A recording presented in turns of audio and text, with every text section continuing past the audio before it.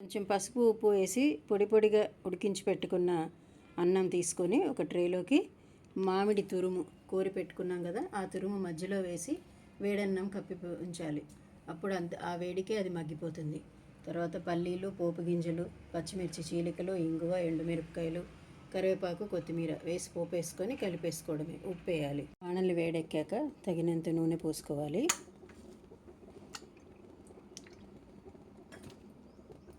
అది కొంచెం వేడెక్కిన తర్వాత పోపు గింజలు వేద్దాం. ముందుగా పచ్చిమిర్చి చీలికలు,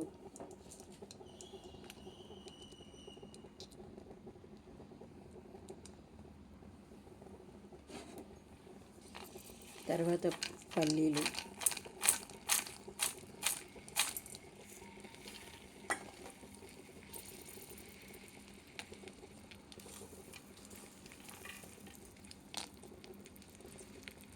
పల్లీలు చిట్లినప్పుడు పోపు గింజలు కూడా, అంటే పల్లీలు కొద్దిగా వేగిన తర్వాత చిట్లుతాయి కదా, అప్పుడు పోపు గింజలు, ఎండుమిరపకాయలు వేసి ఇంగువ వేసుకుందాం.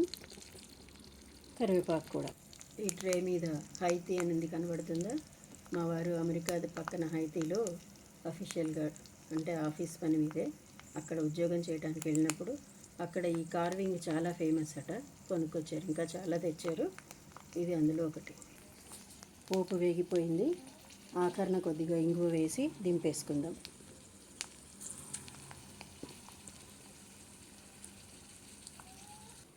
ఈ లోపల అన్నం మీద ఉప్పు వేసుకొని, ఇందాక ఉడికించినప్పుడు కొంచెమే వేసుకున్నాం కదా, ఈ మామిడిది మగ్గిపోయిందా లేదా అనేది చూద్దాం. ఒకసారి మొత్తం కలిపేసుకుందాం. శుభ్రంగా చేతితో కలిపేస్తాను. కాసేపు వీడియో పాజ్ పెడతాను. అన్నీ సరిగ్గా సరిపోయాయి. పోపు వేసి కలుపుకున్న తర్వాత పైన కొద్దిగా కొత్తిమీర చల్లి ఇంక తినేయడమే. మీరు కూడా చేసి చూస్తారా మామిడికాయ పులిహోర? రోజు పప్పు, కూర, చారు, పచ్చడి, రోటి పచ్చడి లేకపోతే ఊరగాయో ఇలా ఏదో అన్నీ 5 వెరైటీస్ చేయడం ఒక్కొక్కసారి బోర్ కొడుతుంది కదా. అప్పుడు ఇలాంటి సింగిల్ ఐటెం చేసి కొద్దిగా అన్నంలో పెరుగు తినేస్తే ఆ రోజు మనకి కొంచెం రెస్ట్ దొరుకుతుంది. అవునా కాదా?